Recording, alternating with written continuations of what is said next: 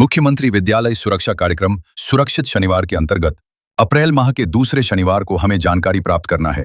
बाल प्रेरकों का चयन, हजार्ड हंट एवं विद्यालय आपदा प्रबंधन समिति का गठन, पुनर्गठन एवं योजना का निर्माण।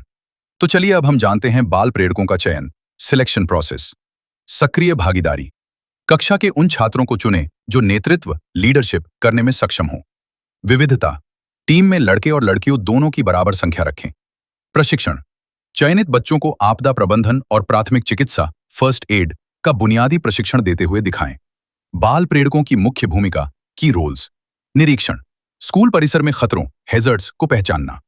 मॉक ड्रिल का नेतृत्व, भूकंप या आग लगने की स्थिति में सुरक्षित निकासी का अभ्यास कराना। जागरूकता, प्रार्थना सभा असेंबली में सुरक्षा नियमों के बारे में जानकारी देना। सहायता, छोटे बच्चों और दिव्यांग साथियों को सुरक्षित स्थानों तक पहुंचाने में मदद करना। Hazard Hunt, hazard Hunt school सुरक्षा का एक महत्वपूर्ण हिस्सा है।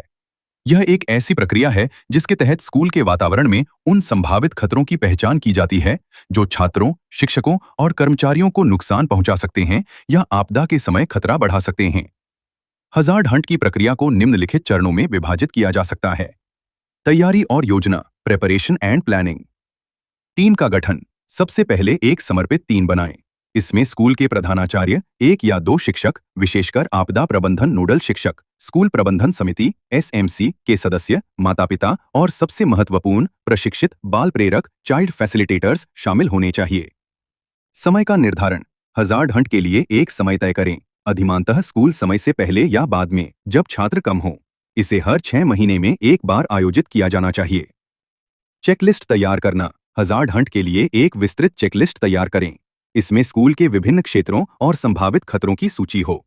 उदाहरण के लिए भवन और संरचना, दीवारें, छत, फर्श, सीढ़ियां, खिड़कियां, दरवाजे।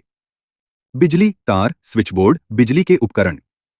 फर्नीचर और उपकरण, डेस्क, कुर्सियां, अलमारियां, कंप्यूटर, लैब उपकरण।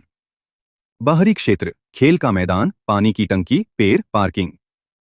आग सुरक्षा, अग्निशामक यंत्र, आपातकालीन निकास। निरीक्षण और पहचान, इंस्पेक्शन एंड आइडेंटिफिकेशन। दौरा और अवलोकन, हजार्ड हंट टीम स्कूल के हर हिस्से का व्यवस्थित तरीके से दौरा करेगी। वे हर क्षेत्र का बारीकी से अवलोकन करेंगे और चेकलिस्ट का उपयोग करके संभावित खतरों की पहचान करेंगे। रिकॉर्डिंग, टीम प्रत्येक पहचाने गए खतरे का विस्तृत विवरण नोट करेगी। इसमें खतरे का प्रकार, उसका स्थान और उसका संभावित प्रभाव शामिल होगा।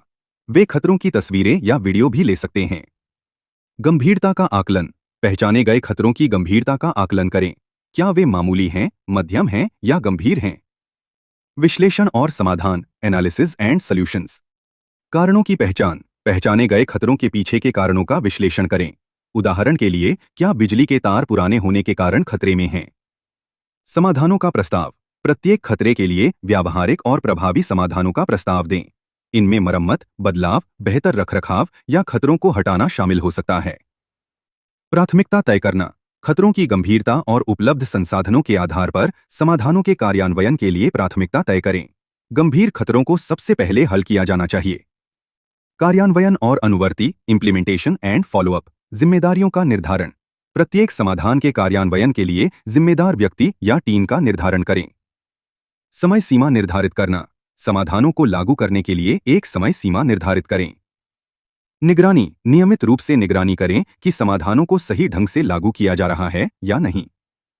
प्रलेखन, हजार्ड हंट की पूरी प्रक्रिया को प्रलेखित करें, जिसमें चेकलिस्ट, पहचाने गए खतरे, प्रस्तावित समाधान और कार्यान्वयन की स्थिति शामिल हो। यह भविष्य के हजार्ड हंट और आपदा प्रबंधन योजना के लिए उपयोगी होगा। समीक्षा, हर 6 महीने में हजार्ड हंट की प्रक्रिया की समीक्षा करें और आवश्यकतानुसार इसे अपडेट करें। महत्वपूर्ण बातें, हजार्ड हंट में बाल प्रेरकों की सक्रिय भागीदारी सुनिश्चित करें। वे खतरों को पहचानने और जागरूकता फैलाने में महत्वपूर्ण भूमिका निभा सकते हैं।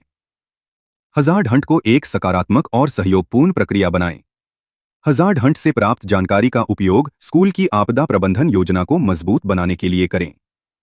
इन चरणों का पालन करके स्कूल एक सुरक्षित और संरक्षित वातावरण बना सकते हैं, जहां छात्र आत्मविश्वास से सीख सकें और विकास कर सकें। विद्यालय आपदा प्रबंधन समिति, school disaster management committee SDMC का गठन किसी भी शिक्षण संस्थान की सुरक्षा के लिए सबसे अनिवार्य कदम है। विद्यालय आपदा प्रबंधन समिति SDMC का स्वरूप, ये समिति विद्यालय स्तर पर आपदाओं से निपटने, योजना बनाने और सुरक्षा सुनिश्चित करने वाली सर्वोच्च इकाई होती है। समिति की संरचना, कौन कौन सदस्य होंगे? एक आदर्श एसडीएमसी में विद्यालय के विभिन्न हितधारकों का प्रतिनिधित्व होना चाहिए। अध्यक्ष, विद्यालय के प्रधानाध्यापक/प्रधानाचार्य। संयोजक, कोऑर्डिनेटर, आपदा प्रबंधन के लिए नामित नोडल शिक्षक। सदस्य, विद्यालय प्रबंधन समिति एसएमसी के 2 प्रतिनिधि, अभिभावक। स्थानीय प्रशासन/पंचायत का 1 सदस्य। स्थानीय स्वास्थ्य केंद्र का 1 प्रतिनिधि, डॉक्टर या नर्स। स्थानीय पुलिस/अग्निशमन विभाग का 1 सदस्य, परामर्शदाता के रूप में। 2 बाल प्रेरक, 1 छात्र और 1 छात्र। गठन/पुनर्गठन की प्रक्रिया। बैठक का आयोजन, प्रधानाध्यापक द्वारा एक विशेष बैठक बुलाई जाती है जिसमें शिक्षक और एसएमसी सदस्य भाग लेते हैं।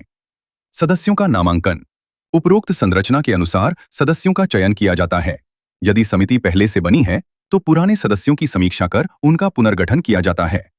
उत्तरदायित्व का निर्धारण, प्रत्येक सदस्य को उनकी भूमिका समझाई जाती है, जैसे कौन प्राथमिक चिकित्सा देखेगा, कौन संचार संभालेगा।